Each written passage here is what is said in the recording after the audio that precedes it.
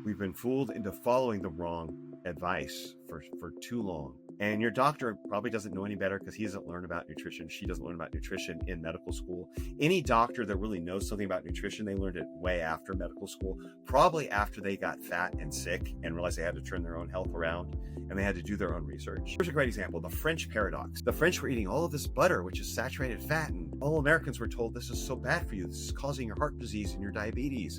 And yet the French had all of this great health from eating food like butter and eggs and full-fat dairy. And it's still the items you'll find in my kitchen right now as we speak. And it's when I came back to my roots of eating holistically in a primal, nutritious, nose to tail, butter and cream, non-processed, that I've gone back to normal. When I was on like those energy bar and not food, packet crap really, with ingredients instead of nutrients, that's when I got sick. Most nutrition education, at least in the US, revolves around teaching people how to eat man-made food and be healthy. And it doesn't work. But we can get fooled so easily. I mean, if you look at the packaging, some things, I see some product that have a little heart drawn in and it says heart friendly, good for you, healthy.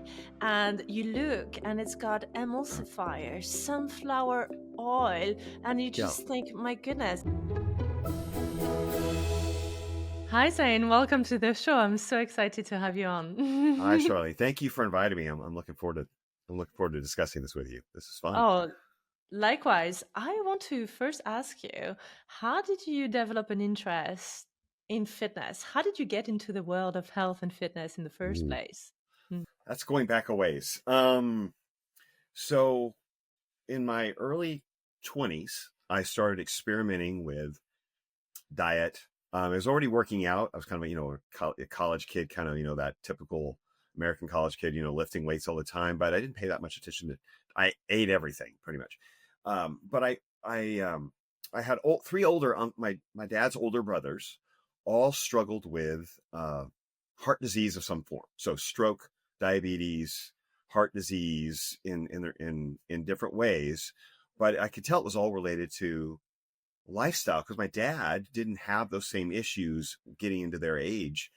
They had them pretty early, and he'd always taken care of himself. He'd exercised. He paid attention to his diet as well as we knew back then, 70s, 80s, as well as we knew about diet. He would at least pay attention to it.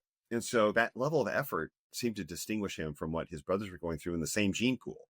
His parents had also suffered from heart disease. So this got me thinking, like, I need to avoid these diseases. So I experimented with like vegetarian diet. I did juice fasting, still working out, but added more yoga in and added in, so this was the 90s and we didn't have the internet. We didn't have, so much information at our fingertips. So it was like read a book, trial and error. And that process of trial and error and learning really developed my personal interest and kind of passion for this. And so I began, I decided I'm going to do this for a living. So I got, certified as a health coach and personal trainer and just started working with people. And that was around 1998. So it's been a while. But I was in my late 20s and I just kind of developed this passion to figure out like what is causing all of this chronic disease, all this metabolic disease that we see just kind of like growing. And back then it was bad. Now it's worse. And I knew that it wasn't going to be achieved through standard medicine practice. And it wasn't when I would kind of help my clients implement the standard guidelines back then, what I learned from becoming a personal trainer and so forth, it didn't work either. So there was more to it. I had to keep digging in, had to keep experimenting. And that's kind of what led me here. It was like that like I'm searching for the answer and the answer wasn't clear. The answer had not been discovered. It was not in the textbooks. And the closest they got was managing it with medicines and procedures. And that just wasn't an answer. So that's kind of like long-winded, but that's basically been my journey. It's like, what is causing this? How do we reverse it? How do we prevent it? And how do I personally have a vital, healthy engaging, impactful life as I age. And the older I got, the more important that became. So, I love that. And I wonder if you could help us summarize, what do you do now and who do you do it for? How would you summarize and categorize the folks that you help, and what do you help them with?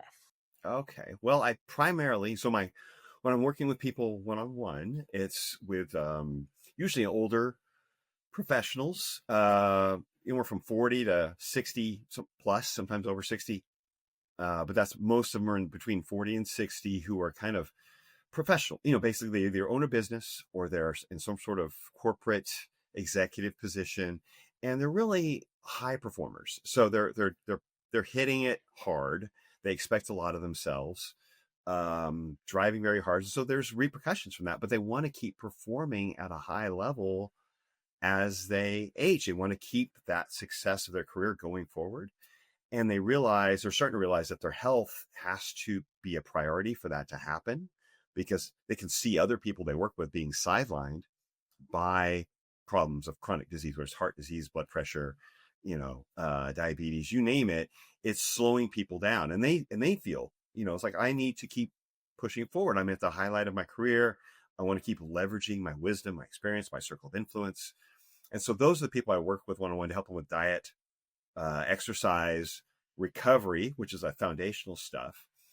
And then as needed, I help them. I'm not a medical professional, but I've worked with enough people and had an opportunity to work alongside a concierge medical practice where we got to it gave me access to look at my clients' blood work, who were also working with that doctor, and got to discuss things with the doctor and the nurse practitioner to say, okay, how are these finding these markers and the way you're trying to treat them? How can that line up with lifestyle choices and make those work together to change this biomarker to positively impact this thing, like a fasting insulin, or someone struggling with thyroid or hormone replacement? And so it gave me a lot of insight into where, like, how do we help someone who, get the foundations right, make good choices, and then what can we layer on top of that? What integrative strategies can we layer on top of their lifestyle to help them keep charging forward and to prevent disease and help their body recover and respond like it might have when they were in their 30s? And so sometimes that means hormone replacement, become more familiar with peptides, and just other modalities that help sort of layer on those lifestyle choices, not to replace them. But I think at the foundation, I found it's nutrition, it's movement, and it's recovery. And that you got to have those in place, and you really can't out hack those or out medicate those and expect to have optimal health. And so I'm really helping them achieve optimal, not be in the normal ranges. Like, they might go to their average doc and they're just like, hey, you're fine, you're great for your age. That's not good enough for them. And so most of them want optimal health. And so I'm trying to help them achieve that optimal health and make it sustainable so it works with their busy lifestyle. They can keep charging for their career, have time with their family, do whatever it is that makes them go, whatever they enjoy. And they know that they're hitting all the bases. They're checking all the boxes with their lifestyle choices and the other things they can do to keep performing that way, to keep performing at a high level and enjoy their life. And I really want to hear your take on the correlation or the connection that you observe between high performing folks in the corporate arena and some of the very toxic habits they develop to fuel that success. So here I'm Mm, thinking about brilliant clients that I work with that have developed a side addiction to all kind of substances, anywhere ranging from caffeine to alcohol to recreational drugs. And often when you dig deep, there is a perception that the use or misuse or abuse of that substance of choice is actually to sustain that performance, right? So I correct. drink at night to relax because I had a really tough day. I drink 3 espressos in the morning because I need to be sharp for my board meeting. I do a whatever peel or line to do this and that. So there is always this kind of argument that this is part of the performance equation. Do you see that as well with your clients? Absolutely. I'd say for the mostly with things like recovery and sleep, and then they're taking something that has an immediate effect, like you mentioned, alcohol, has an immediate relaxing effect, but long term, like so that 2 or 3 o'clock in the morning, they're wide awake, staring at the ceiling, hearts pounding because they've metabolized that alcohol, and now their adrenals are through the roof because they've been fighting that alcohol, and the alcohol's worn off, but the adrenals are still pumping, and it has a really negative impact on sleep quality. And so while they think it's helping them get to sleep, it's having a much more of a detrimental effect on the quality of their sleep, as if they hadn't drank it at all. And so, which impacts how they feel the next day. And so, I think the problem there is, with that type of person, they do everything hard. They're successful because they do things harder, right? They do things harder with more emphasis, with more energy than everything else. And you can you work out. Yeah, you work out harder. You work harder to be more successful. Sometimes they even diet harder, which has its own negative implications, and can negatively impact sleep. Sleep's not something you can do harder. It's the opposite. We have to turn off the sympathetic nervous system and engage the parasympathetic, and that's not easy for this phenotype that we're talking about here to turn off. And so it's very often, the quick version or the quick tool is something like alcohol or some sort of, even THC, some sort of marijuana type supplement, or even a pharmaceutical sleep aid, which again can get them to sleep, but sometimes the quality isn't there long term. And so it has its own negative implications. And it's not really fixing the problem or helping them change their lifestyle to really engage that parasympathetic side of their neurohormonal environment. And so that sympathetic is still pounding away and taking a toll under the surface. It's actually being masked. And then stimulants are much more necessary when you have bad sleep. Then it's like this odd cycle, right, that keeps perpetuating itself. So yeah, you see a lot of nicotine is a big one. Nicotine gum, nicotine patches to help mental energy. And I think people could argue there's some therapeutic benefits to certain amounts or times where they use nicotine, but it becomes where it's a habit and they're using it as a stimulant. So it's it comes down to, I may have gone way off your question. I have lost track. No, not at all. But that's basically what I see a lot of. And I think sleep is probably the most difficult element of their lifestyle to master and to manage well, because it requires them to turn off. And these people tend not to turn off. They're successful because they're turned on at a high level. And it's really changing the way they do things, and it's a habit change. It's a paradigm change in many cases, and I'm sure you've seen that with your clients as well. The hard part's getting to turn off and to engage that parasympathetic. It's not like the sympathetic's bad or parasympathetic is good. It's just like we need a balance, and we should be able to switch between the two more easily. We often can't, but at least in the evening, there's many things we can do throughout our day that positively impact sleep and can set us up to be in a better place to engage the parasympathetic when the time comes in the evening, to allow our bodies to shut down, to allow them to land the plane, so to speak, where they can actually, slow things down and come to a landing. And then it's like, okay, now you can sleep, instead of going from go to, oh, now it's time to sleep. Bam. It doesn't work that way. And so it's that landing the plane where many people reach for the alcohol or the THC.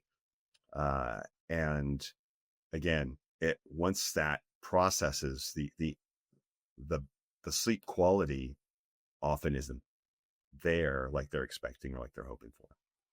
And so what would be some of the most holistic tools that you would recommend your clients to land that plane, that really high flying, fast Yeah. plane? I think for that type, there's a few things they can do during the day or way they can manage their schedule. I think it has to do with our circadian rhythm, that with that. And it sounds simple or sounds like it wouldn't be impactful, but it's subtle changes over time that can shift the way our neurohormonal environment is set up. So uh, I think with early, circadian rhythm, we're talking about light and food are the primary, I think, managers of that are in our lifestyle. So getting some, it's as simple as it sounds, some sunlight, some light in our body early, not going directly from a dark room, dark bedroom, dark kitchen to an office with fake light. Let's face it. And having some time where in the first part of the day you're actually getting sunlight into your eyes that tells your body, hey, this is morning, you're supposed to be awake. And eating something in the morning within the first 2 or 3 hours of the day also tells the body, hey, it's time to be active. This is the time when we're supposed to be moving and active. It's not a recovery period. It's not a rest and digest period. It's we're eating, we're consuming, we're moving, we're creating energy, and those signals can start your circadian rhythm, which allows you to then taper off later in the day. I think with the intermittent fasting, which is something I did for many years, probably close to a decade, which really threw off my sleep, was allowing that cortisol, the stress hormone, which we're all naturally released when we wake up, but allowed it to continue at a high level throughout the morning because I wasn't eating.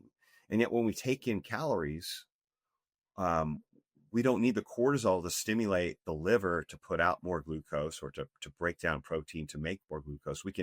We actually tell our body, oh, we have food on board.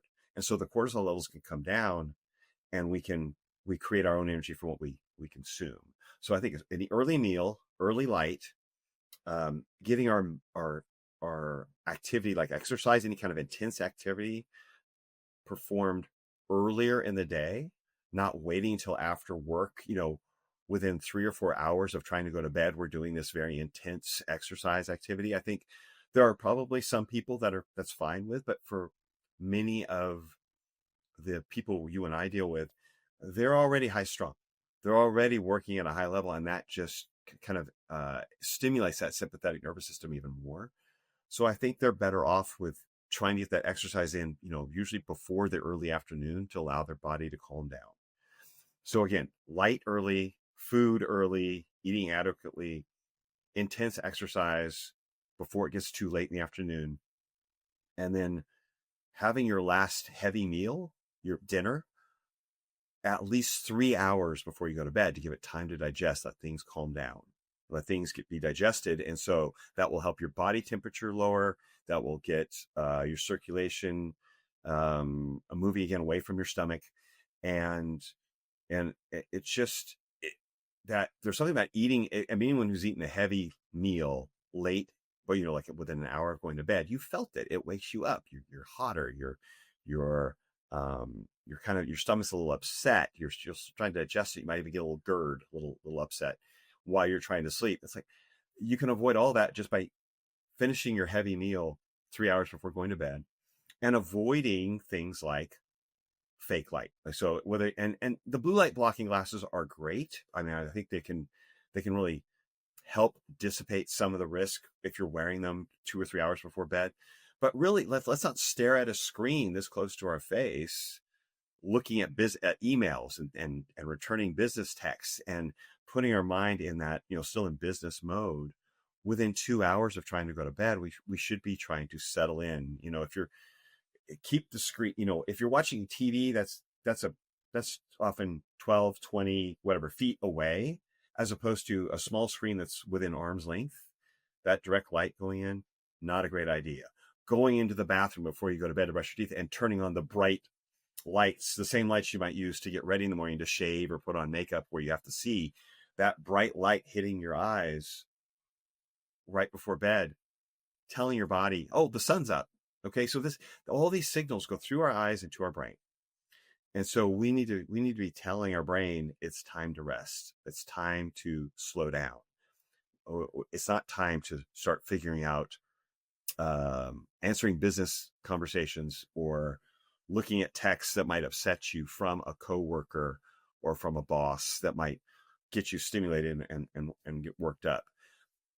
We need to separate ourselves from that part of our life during the day and really help do whatever it takes to take our mind off of something interesting to us. Spend time with your partner, your loved one, children, and engage with them on what's important to them, and and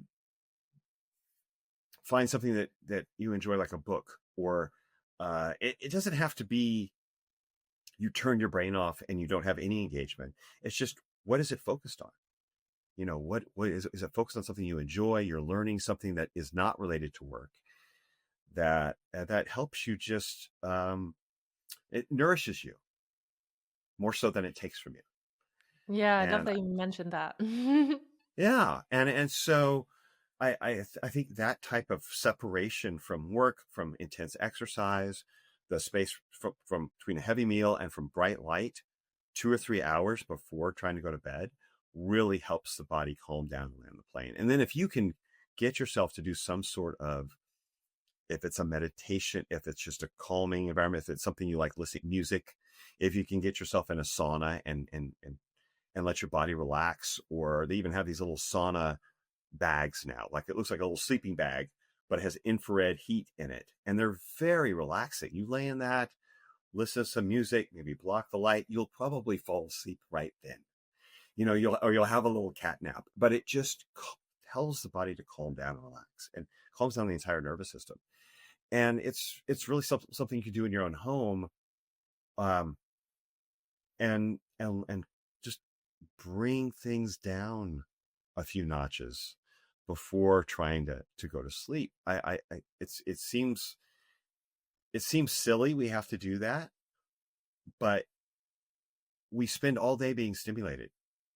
And it's really, so anyone who's struggled with sleep, they're usually at some point, they're ready to do anything. They'll write a big check.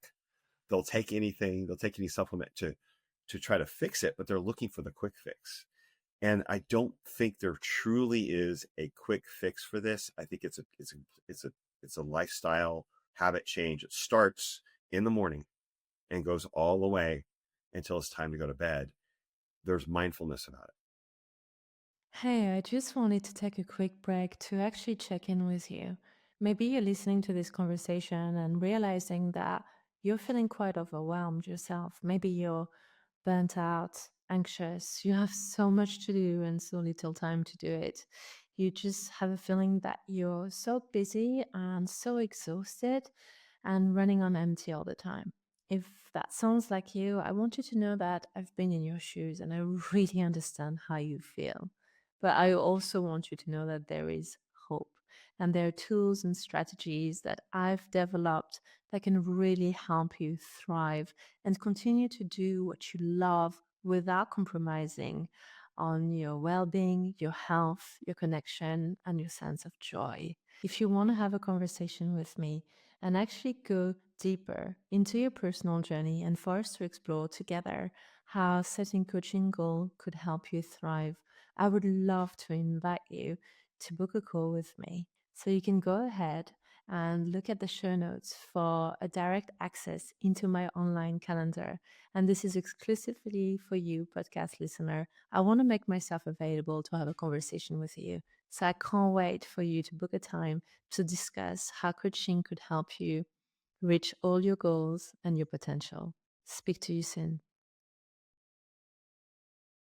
Yes. And also, there is a huge connection between lack of physical movement and lack of sleep at night. Because when we're talking to that corporate executive person, perhaps that person has been overly stimulated intellectually, but understimulated physically. So there is a huge connection. And that was my case. When I burnt out as a lawyer, Mm. I was always in my head, but I was never on my feet.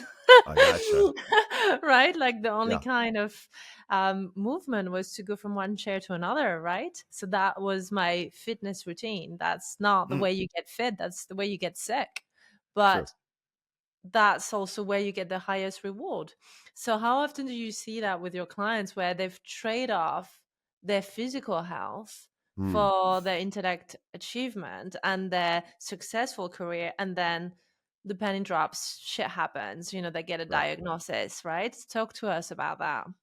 You know, I think I'm fortunate where I am now, where I have a lot of people who come to me. They already have pretty good lifestyle habits and they're already very active. But I agree with you 100%. We definitely have a group of people, a large group of people who are basically, they go from home to the office to home again. There's no physical interaction. It would be a miracle for them to even have a 1 mile walk. You know what I mean? Like they just don't even walk anymore. In the US, we don't, Europe, there's a little more mobile, like walking through your neighborhood or walking to get home. There's a little more of that here. Everybody's in a car, they're in a Uber. It's like we don't have to walk. And they don't, and taking the time for the gym seems like an extra thing to be like, seems so self-indulgent, and it seems like a waste of time because there's so much time to go there and then get your things and get in place to exercise and have to leave again. And it's very time consuming, and it's hard for some people to justify that kind of time to nourish themselves with this exercise. They almost think, what's the point? But we definitely need that physical output because of, like you said, it's all going on up here. We have a lot of nervous energy going on, but we don't have a nervous energy outlet. We don't have an outlet. We're stirring it up, we're working with it, but we don't have any kind of output. And that is all feedback. I mean, there's plenty of evidence with exercise that it releases like little, what we call cytokines, which are like myokines, excuse me, myokines, which then stimulate other parts of the body, not for metabolic health, but brain-derived neurotrophic factor, which is great for the brain. It actually stimulates the brain's neuroplasticity, and so it helps it think better. So we have a direct connection from muscle movement to the brain, to the hippocampus, and it shouldn't be hard to justify exercise for long-term health, for a healthy brain, for a healthy nervous system, and you will feel better from it. But again, back to my people, most of them have some sort of routine that they're doing, and they need a little help with managing it. And what I've seen people do, they do it too hard. They do maybe too much compared to all the other stressors in life, and they're not managing the stress. So there's a healthy amount, and then you can overdo it, right, with anything. But I think, as you said, some sort of physical movement on a regular basis is mandatory for health. It doesn't always have to be the hardest workout you ever did. In fact, it's better if it isn't. Maybe that happens 2 or 3 times a week, and the other ones you're just moving. You're just moving. You're just getting that physical output of it. Could be as simple as a walk, or a pleasant bike ride, or something that is not overly taxing, but even allows you to think while you're doing it, and kind of zone out and let your brain kind of purge. I find it very therapeutic. But no, I think it's mandatory. Our bodies are meant to move. I mean, nutrition, movement, and recovery are, to me, that's the foundation. Like, you've got to have all of 3 of those working in some way. They're not perfect, but they need to be elements that are part of your plan, or you're missing a major component for your long-term health. And when it comes to nutrition and movement, what would you say to somebody who is super busy, very focused on their successful career, but has this kind of like 5 to 10 pounds stubborn weight? And they probably come to you and they tell you, Zane, I've tried everything. I've tried keto, I've tried vegan, I've tried carnivore, I've tried intermittent fasting, I've tried powders, I've tried shake. I'm desperate. Help me. What would you say? Yeah, and sometimes it's very individual. It depends on the person, and I have to look at their big picture. How much of this is driven by a stress or stressful eating, but overall, I mean, hormones could play a role, but I think at the foundation, the quality of the food coming into the body is the first place I look. And so what is your source of food and what does that look like? And it doesn't necessarily need to be an overly restrictive diet. It needs to be a better quality diet, because we just have to go back about 120, 130 years in our history to see that we didn't have obesity, heart disease, and diabetes. Those things did not exist 120, 130 years ago. Even in the US, which is arguably probably one of the fattest countries in the world, we have the most disease as far as chronic disease, type 2 diabetes, heart disease kills 1 in 4. And if you're in the 40 to 60 age group, it's actually a higher percentage than that. It's more like 1 in 3. We didn't have this. Heart disease was almost unheard of in 1900. Like, most cardiologists never saw a heart attack. Type 2 diabetes, even in the 1920s, was maybe 1/3% of the population had type 2 diabetes. They didn't even understand it completely. They didn't start tracking it until the 40s. So these are very new diseases that have, I believe, come into our system through new foods, through man-made foods that we have just started creating in the 20th century. And so to me, it seems obvious we need to go back to what foods existed, what did we eat prior, and how do we prepare that food prior to the 20th century. And so we don't have to live on a farm, but we can think about what did they eat when they were preparing their own food and find some way to replicate that in our sourcing of foods. And I think the biggest new novel introduction of a man-made food to our diet, to our systems in the 20th century, were these oils. Now you can argue sugar was around the late 1800s. We started ingesting a lot more sugar. Sugar production ramped up. We had a lot of sugar in our diet. It really hasn't changed much since the 1920s and or 1940s. It's maybe gone up a little bit, 10-20%, but we still had sugar. But these oils were really created early 19th century. So like 1910, 1912, they started replacing replacing butter with soybean oil and cottonseed oil, and then eventually the canola and the safflower. And these oils, like an olive oil, I mean, you're in France, you've got some of the best food in the world there, and butter, right? Known for butter. That was here's a great example, the French paradox. They call it the French paradox for so long because the French were eating all of this butter, which is saturated fat, and all Americans were told this is so bad for you. This is causing your heart disease and your diabetes.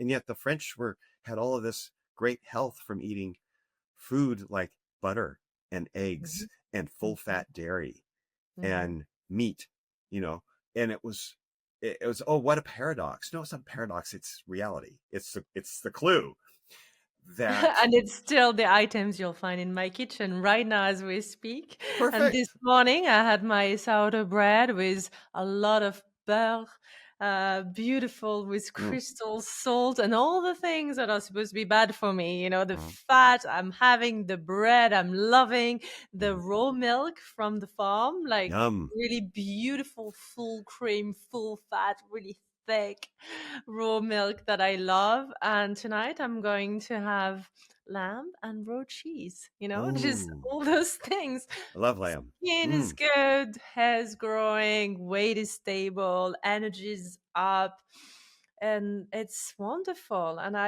it's when I've stopped eating the French way, when I lost track of the way my mother fed me when I was a little baby and a child, that my health derailed. And it's when I came back to my roots of eating holistically in a primal, nutritious, nose to tail, butter and cream, non-processed, that I've gone back to normal. When I was on like those energy bar and not food, packet crap really, with ingredients instead of nutrients, that's when I got sick. I never got sick on raw milk and beautiful eggs and cream and butter. No, that's real food. That's human food. That's the food we've always eaten. We were meant to eat. It's when we start making eating man-made food that Mm. we're like really smart but stupid creatures. We think we can outsmart nature in the way that we have always eaten by making better food because it's quicker and more convenient. And all we've done is we've been sold a lie that we can make better food. I swear most nutrition education, at least in the US, revolves around teaching people how to eat man-made food and be healthy. And it doesn't work. And when we go back to the original food, like all the foods you just spoke about, oh my gosh, how wonderful is that? You enjoy it, you feel it, you feel the nutrition from it, and you feel satisfied when you eat. And Right, but you agree, right? Saying that when you go on socials, and yeah, I talk to my client, they're like, "Oh, I've cut back salt because I want to be healthy. oh I've my cut god, back butter. I stopped eating red meat. Oh no, I'm removing my favorite one. I'm removing the yolks from my eggs, and I'm making an egg white omelette." I'm just thinking that is the best food in the world is an right. egg yolk. You've It's a taken all the nutrition super out of it, as far as I'm supplement, concerned. Yeah, if you take the right? yolk out, you've taken all the micronutrients out of the egg. All you're left with is some very tasteless, Protein. fatless protein, which is like Yeah. very uninteresting. Um, I mean, in my opinion, I figured this out many years. I mean, I was eating 3 or 4 whole eggs a day for over 20 years when our little kids were little, and I would make breakfast for them. I was making them eggs and all the things, and I'm making myself eggs.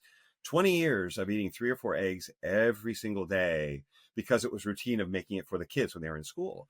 And you My I haven't died? You're I haven't still died alive. my Oh my it's amazing. goodness. My Wow. CAC score. So I got a CAC scan, so ultrasound scan of the arteries, right? My heart about 3 years ago when I was 51, and they're 0 in all 4 arteries. I'm a 0 CAC score. There's no plaque. My fasting insulin, my last one was 2.9, which is a very low insulin. Very Fasting insulin low. was I'm very metabolically healthy. I think my fasting blood sugar was 79. But I mean, if your fasting insulin's low and you have no plaque in your arteries, and I mean, you're metabolically healthier than 99% of the population, you Exactly. know. And I want to say here for anyone that is just listening to us, I'm going to ask you now to stop whatever you're doing, to pull over if you're driving, and to look at the camera if you're on Spotify or YouTube so that you can see how good and healthy Zane is looking. 51, because you look more like you're in your mid 30s. Oh, I'm 54. I'm 54. So I had the 54. CAC score when I was 51 3 years ago, but I'm 50. That was my first CAC score. I was a little nervous, because I'd eaten all these eggs and meat. And I'm like, what if I've been wrong for 30 years? But no, 0 plaque at 51. So I'm 54. Yeah. And it's not perfect. It's been trial and error, but it's been enough to move the needle. And I appreciate you saying that. It's been my focus to avoid chronic disease, and so I just want to help other people do the same thing, and that's my impact. That's the impact I want to have in the world, because we've been fooled into following the wrong advice for too long. And your doctor probably doesn't know any better because he doesn't learn about nutrition. She doesn't learn about nutrition in medical school. Any doctor that really knows something about nutrition, they learned it way after medical school, probably after they got fat and sick and realized they had to turn their own health around and they had to do their own research. And we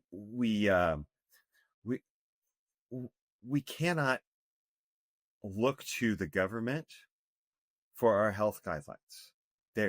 They've been captured by corporate interests. As that sounds like a conspiracy theory, but honestly, think about it. Money controls, guidelines. And so we've been sold. We've been sold our nutrition guidelines. And we were sold to people who are making that man-made food.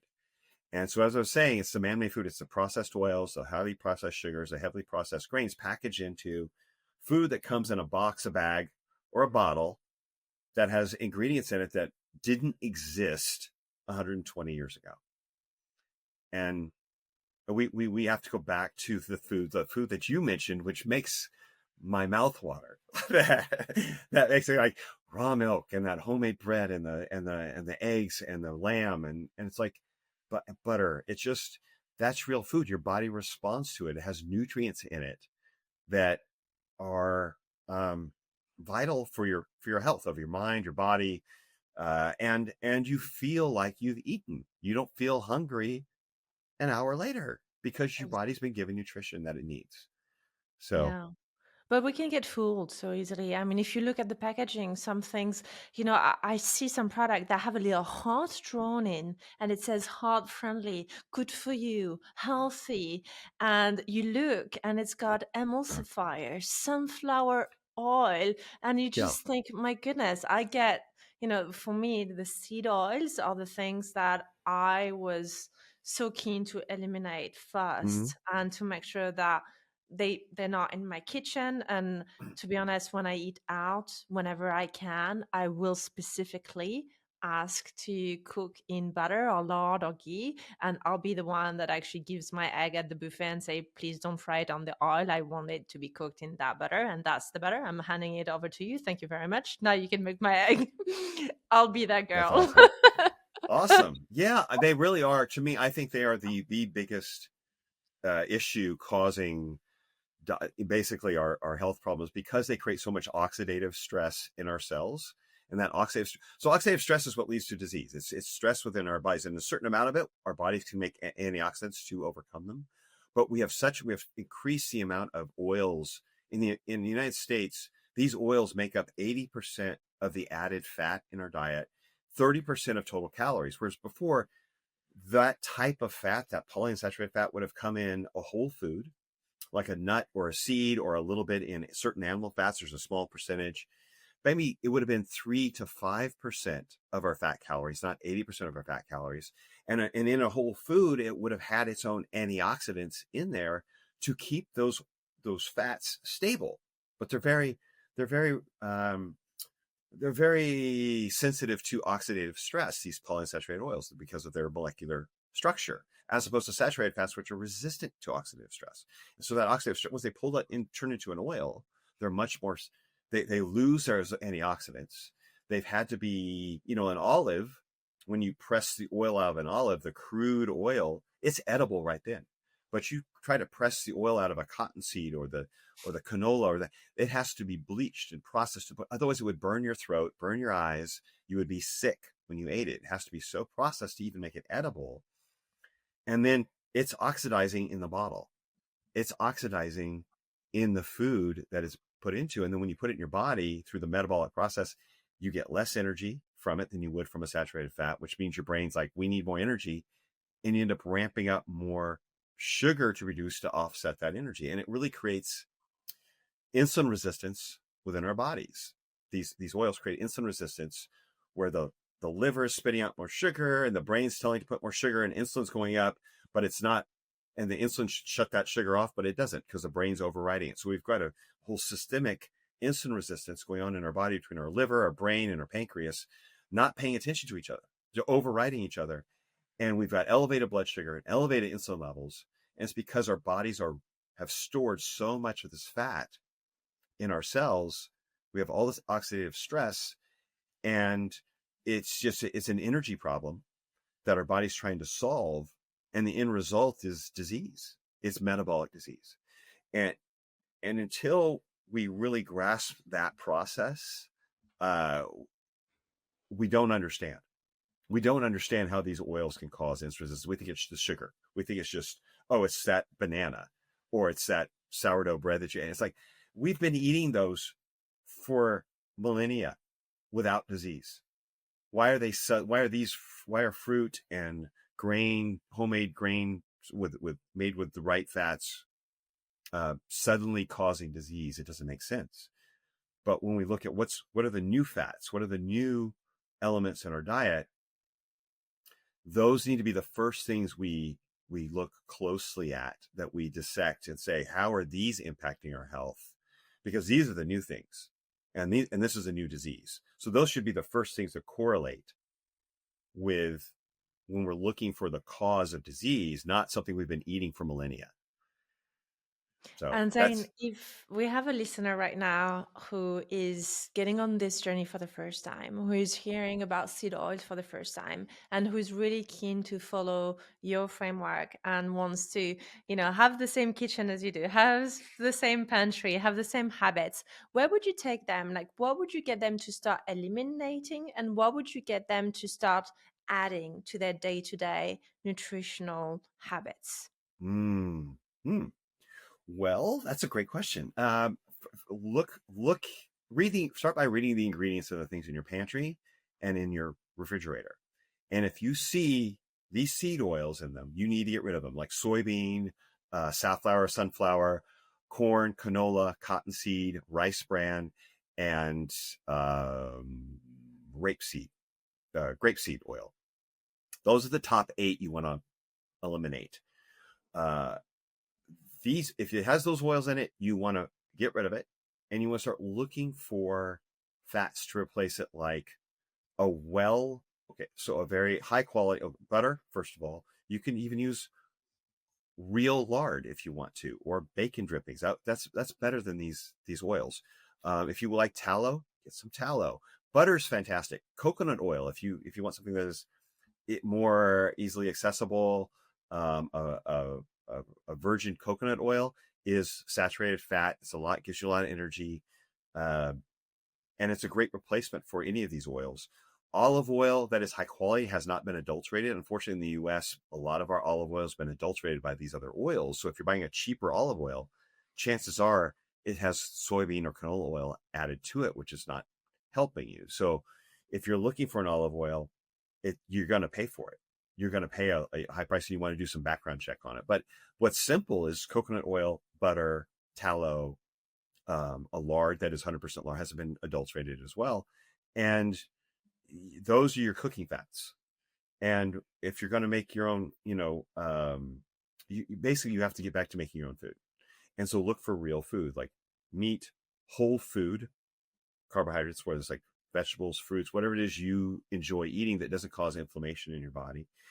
And if you want to do something like a bread, like what you're talking about, look for a homemade or some sort of well-sourced sourdough where they fermented the wheat, and they aren't using fat in there like some sort of one of these oils to make it.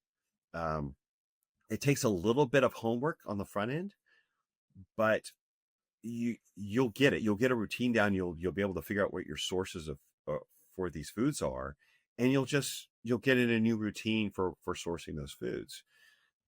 It doesn't have to be too complicated.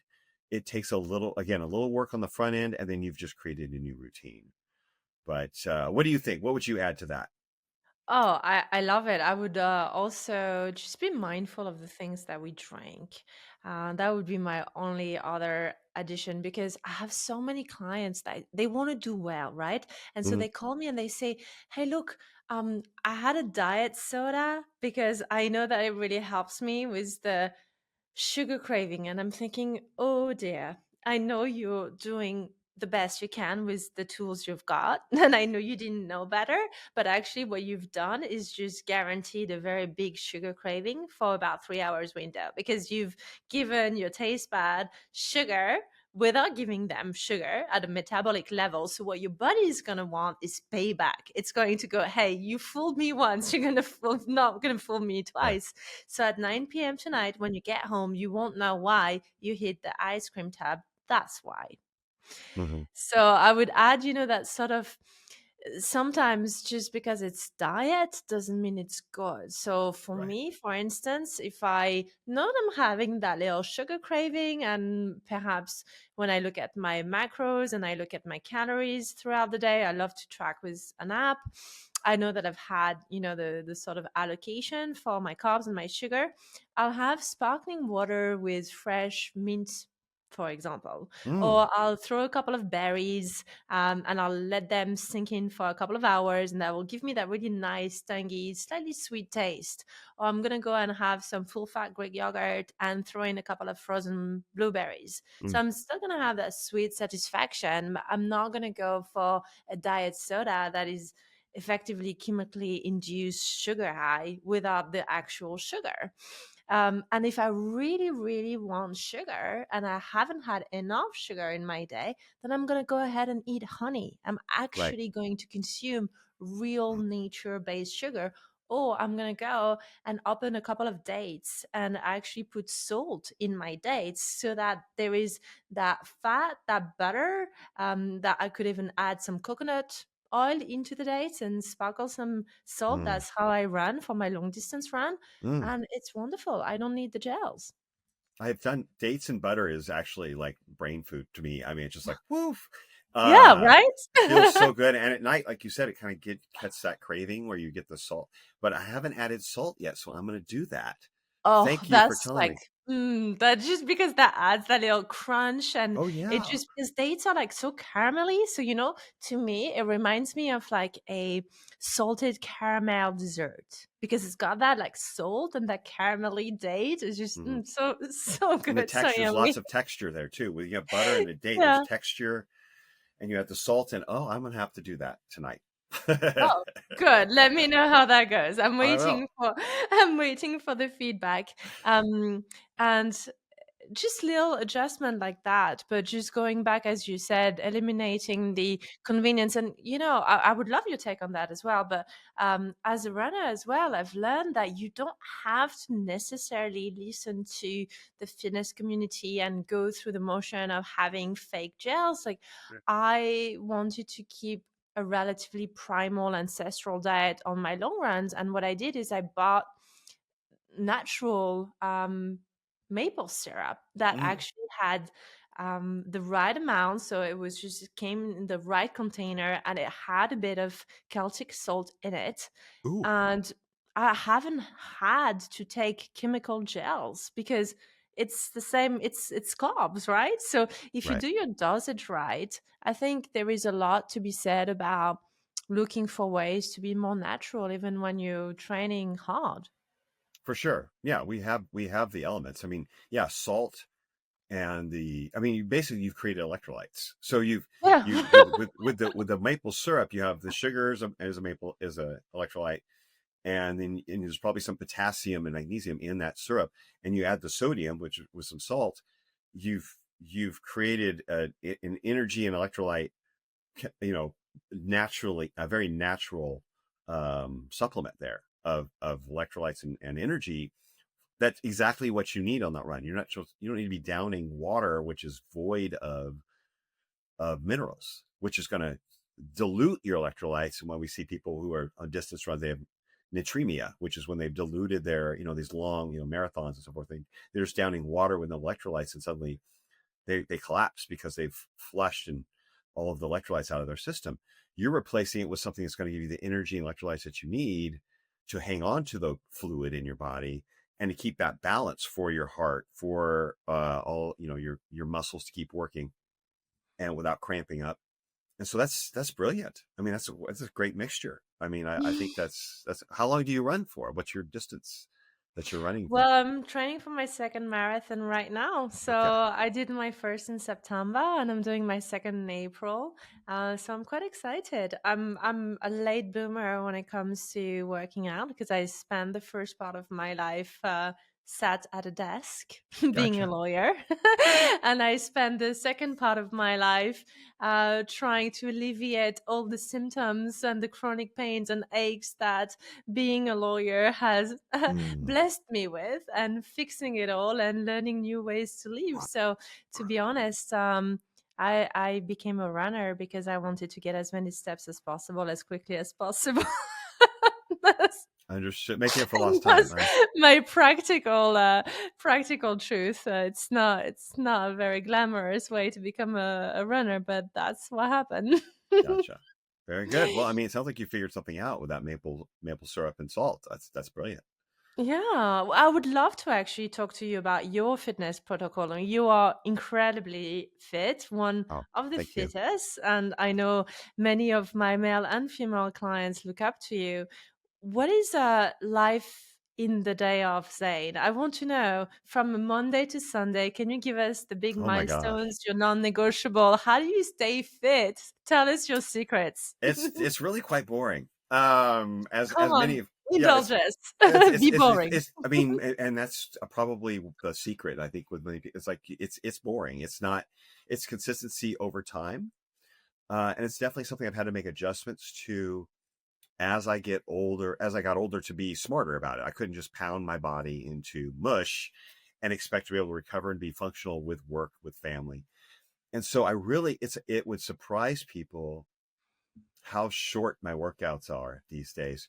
So I, I do, strength training is definitely a foundation part of my routine, but it's been adjusted over time where I'm doing, you know, a variety now these days, full body workouts, or maybe at most like an upper body, lower body split workout that's the most I would split it.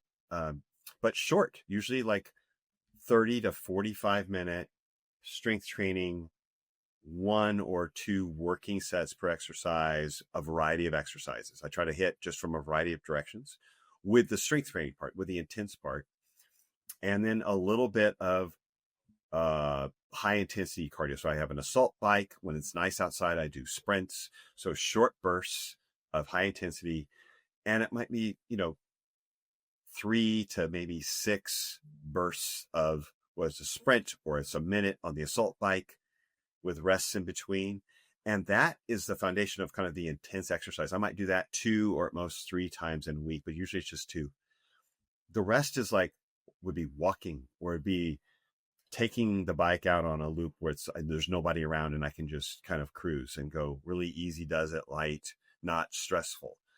Or mobility work, I might add on to that routine, something where it helps. What I found as I get older, things stiffen up. It's harder to move. I don't have as much flexibility. And so working on spending that other time that I'm not exercising on some sort of movement mobility, which I try to do almost each morning when I get up before I head out to, see clients and do my thing.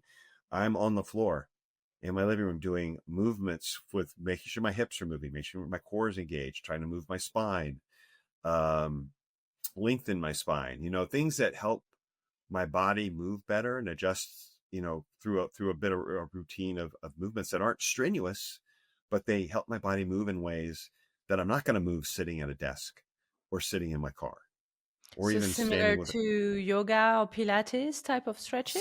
some of that would be taken from yoga, Pilates, some of it taken from what some people call like an animal flow, where you're moving Mm-hmm. on the ground, like a lot of floor work, and things that are particular to like my own issues with loosening up lower back, or keeping my, you know, at the desk, your head tends to drop forward, or you're on a phone, and so strengthening, and lengthening my neck. And so everything is pulled back and aligned, better spine alignment, keeping the hips from getting stiff. So moving the hips in different directions, opening up the shoulders, which tend to tighten up from lifting and everything else. So it's helping me move at the extreme ends of the range of motion, because that's where injury tends to happen, especially as we get older.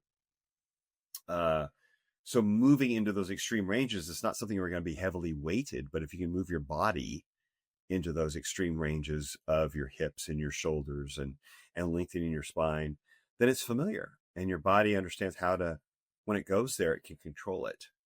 And so mobility has been something I've added as I've gotten older, that I really didn't prioritize much before, say, 40 or 45.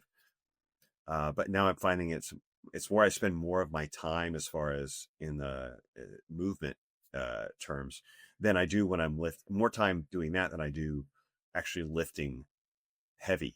And so, and I'll do it more frequently, like daily, because it seems to help my body just feel better, move better, avoid the aches and pains, and it adds to everything else I'm doing.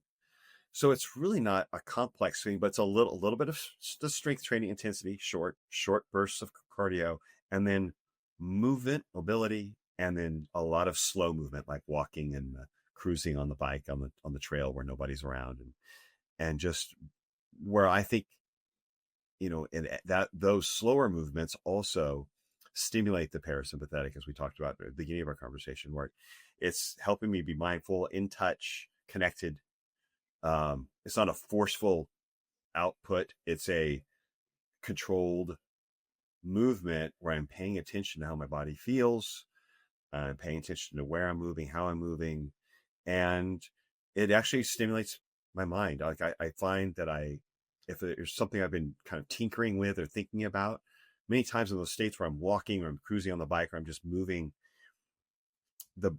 it's like something will come to me, like an idea will come to me, or thoughts come to me, or it's a creative moment where it's kind of, it just seems to stimulate the mind to like solve problems. Yeah. I don't I know. get that when I do yin yoga, which is really gentle, really soft. And Exactly. you stay in the pose for 1 to 3 to 4 to 5 minutes. And I Hmm. find that as it eases my body, it seems to be easing my mind too. There is that element of accepting the slower pace, which is really hard when you're type A and you're Hmm. driven and you want to be productive and performant. Surrendering to the slower pace is very triggering, actually. I studied yin to become a yin teacher, and the reason I did Mm. is not because um, I had a natural love for it, is because it was where most of my resistance stood. Mm. So I thought I need to study the one thing that I'm most resistant to doing. And the most challenging form of yoga in the world was the slowest form, because I'm like on the go, Right. right? So it's like, oh, you do teach what you need to learn, right? I thought, oh, there is something in there. So um I went to India and I became a yin teacher. Wow. So, Wow. yeah. Yeah. No, yin yoga is amazing. I mean, I think that I have an older, not client, but he's 40. He's not older, but he's 40 something, high driving executive. And he has just added that into his life in the last year and a half. It's made a huge difference in improving his sleep and grounding him, I think. And he definitely is seeing and he was a college athlete. We're talking about someone who's run multiple marathons, triathlons. The guy is gifted. He's a gifted athlete and an amazing, very successful, busy executive. And the yin yoga definitely fights all those things that you're talking about. It fights but it's been a tremendous component of his of managing that stress, like you're talking about. And I 100% think that if someone could add one thing, if you had to pick something, it's like that's it's the opposite of what you've been doing. The yin yoga would be a tremendous addition to your routine. If you're trying to, manage sleep, manage stress, and you feel like you've got all those other things fixed, like diet and exercise and all, and this is just still escaping you. Yin yoga, find a practice, go to a class, have someone help you, and then start practicing at home where you're being still, you're alone, you're quiet, or whatever it is you need, whatever music you need to play, whatever it is to help you settle in and be present, right? Yeah. Yeah. I mean, The that's way amazing. that my teacher described it, my guru in India, he said, "You're fire, fire, fire. Yin yoga is going to be the water." I was like, "Oh, I could use a little bit of water to calm down the fire." For sure. That's a good. It's a picture that stayed with me. So whenever I find it very challenging on the mat to hold the space and to be still and Mhm. to stay in that zone where you just surrender, I just think, oh, okay, I'm the fire and I need water. And I find that it's a good thing to rehearse mentally. It For sure. Yeah, it is a mindset shift. It's a mindset shift. is. Yeah, definitely. Zane, I'm super grateful for your time today. Do we have time for the final question? Sure. Sure. What are your thoughts on testosterone, and where are men standing when it comes to testosterone replacement?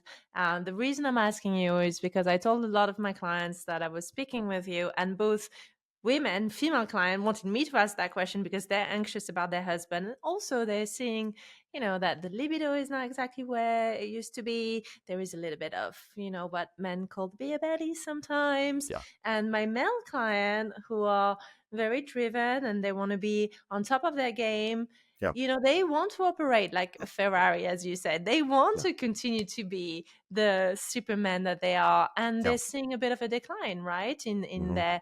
their shape, in their libido, in their general drive. What Mhm. are your thoughts? What would you recommend? Any trials and errors, mistakes that you've seen? Any thoughts here?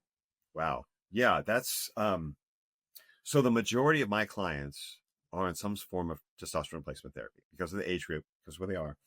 And I think what I will let me preface this by saying there's a lot of interest in the United States in this. I see with even younger people. I'm seeing more and more young people get involved because they have problems with testosterone. And my opinion is many times those people who are under 40 can manage that with some other lifestyle change other than testosterone therapy. I think there's a place to address what else are you putting in your body that is impacting your testosterone, or what are you eating? Are you moving? Alcohol, marijuana, any kind of SSRI, any kind of mood altering or managing pharmaceuticals. Those are all factors that need to be considered before going to testosterone replacement therapy. I think testosterone replacement therapy is for someone in a certain age group for whom they've kind of got a lot of their lifestyle measures tackled. They figure out, okay, what else can we layer on this to help, to as a supplemental, not as the primary tool. Does that make sense? So I try to start with lifestyle, then add the testosterone therapy. And at a certain age, there's only so much you can do. At a certain age, testosterone is just going to be low. And while you should still fix all of your lifestyle issues and get out of the way of, any toxins that might be coming in that might affect testosterone replacement therapy is a huge benefit. And we're seeing in prevented of heart disease, in helping with metabolic disease, insulin sensitivity, improving sleep, recovery, and not just for men, but for women as well. And for women, their testosterone tends to actually start dropping off sometimes in the late 30s, early 40s before men does. And my wife actually started with testosterone replacement therapy before I did.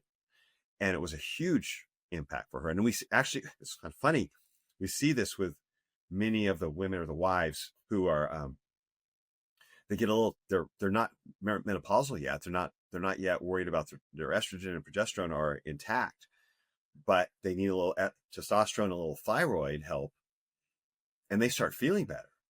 Yes. But then they realize, like you said, their husband's not quite keeping up. And they're suddenly, the wives are feeling great. And they're like, hey, I'm ready to go. I feel like I did in my 30s, but buddy, you need some help. Get in here because you got to keep up with me, and suddenly the wife is wondering, there's like, hey, this is really good. You need some of this. So, yeah, definitely seeing that and it does make a huge difference in, yes, libido, yes, muscle mass and recovery. I think the biggest symptom that we hear, the negative symptom for the guys who are like, man, I'm really struggling with, where they need the testosterone, becomes evident they need a little testosterone, is brain fog. That's like the number one complaint where you're like, brain fog. Okay, this sounds like testosterone. And it's not what the first one people think of. People think of the belly fat or the libido, the sexual performance. Brain fog is where it starts showing up first, where they don't quite have that same focus and drive that they had 10 years before. And you get around 2 or 3 o'clock in the afternoon and they can't complete a thought. Like it's too hard to focus, to finish, to really finish tasks, or they keep putting off their checklist, their things to get done. It keeps getting put off the next day. And then you add the testosterone, suddenly like they're knocking things off their list. They're going after again. They're starting new projects. They're taking on new things. Well, you know what? I'm tired of this, but I'm going to start a business. I'm going to write a book. I'm going to, do something they hadn't done before, that because they have all that pent up wisdom, like we talked about, that experience. They're like, I want to do more, not less. And so that when coupled with a great, lifestyle habits, you add the testosterone, it's like rocket fuel. And suddenly they've got that energy they had as a 30-year-old, but with all of the added life experience, and they're new people. I love that you said that because I've seen client actually describing what sounded and felt like depression signs Correct. and symptoms, but they were not depressed. They were just having really low testosterone Hmm. blood marker. And what an easy, if I may say so, I know it's Yeah. not easy, but what an easy fix compared to, finding out that you are clinically depressed and maybe you're both. But what if it was just the testosterone, right? Correct. Mm. Correct. It's much better for you than taking, in my opinion, some sort of antidepressant. And that's a problem. We see that with women as well, where like they'll go to their doctor, their even the OBGYN, and it's their hormone. They're having all these issues, explain their issues. Oh, let's just put you on an antidepressant. You're just depressed. You'll feel better. You put you on antidepressant. Whoa, whoa, whoa, whoa. You look at the hormones flat. Things are out of balance. You add a little hormone replacement in there, and they're like, again, they wake up. They're feeling better. They're taking on new projects. They're chasing their husbands around. They are, they just they they just feel like them old. They're old. Like there I am. Oh, I remember this me. I remember this version of me. I used to like myself, and I used to do new things. I had energy, and it's amazing. It's sad that it has taken such a negative, had so much negative press. There were some bad studies that really set it back, I think, a decade or more, with concerns about health, when it really is one of the most beneficial and preventative, disease preventative things, additions you can make to your life. At some point, we see over 50 people are on medications. And those medications might be controlling their blood sugar, controlling their blood pressure, helping with the heart rhythm. They're helping with they're trying to lose weight, manage insulin. It's like, how about we just fix the hormones? If you're going to do a medication, let's do some bioidentical hormones that your body recognizes, knows what to do, that actually accentuates the way it functions naturally, weaved in with some like new lifestyle habits with diet and exercise, and honoring your recovery and your sleep, and see how that feels, and see if your blood pressure and your blood sugar and your heart rhythm and your energy don't come back and you're thriving in your 50s and 60s. Thank you, Zane. I really appreciate your insight on that. What's the one thing that you've learned through your life journey in those 54 years that you wish you knew when you were a teenager that you could pass on as a insight or a piece of knowledge? If you could talk to your teenager self or Oh my your younger gosh. version, what would you tell him? Woo, that's a big question. There's Oh, probably just a light one, just to close it off, just an easy one.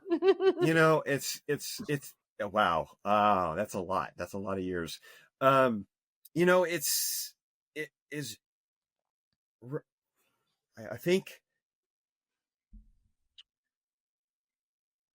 don't underestimate yourself in your ability to figure out or to understand a concept that seems that everyone else is oblivious to. Because if you have a passion and a desire to dig deep and really understand that concept, you may get it before anybody else who has degrees or experience before you, because they have preconceived ideas or ideologies that they're locked into, or they've painted themselves in the corner, they've committed themselves to, or that their money is tied to, and it's not financially feasible for them to question. But if you can remain intellectually curious and humble, and continue to learn and not underestimate your ability to understand, even when everyone else is saying that doesn't make sense, that's not the way it is, that's not how it works, you will be ahead. You will stay ahead. Do not underestimate yourself just because you don't have the credentials and the years of experience to truly understand what the world seems to be missing. Thank you. Where would you like our audience to connect with you? What's the best way to get into your world? My website has all of my socials on there. It's zanegriggs.com. I'm probably most active on Instagram, which is Zane Griggs Fitness. I'm dabbling on X a bit. But I'd say if you go to zanegriggs.com and pick the platform you like, and I'm probably there. Thank you. Really appreciate your time today. I learned a lot. Thank you. Thank you, Charlene. I appreciate the conversation. It's great to meet you. Likewise.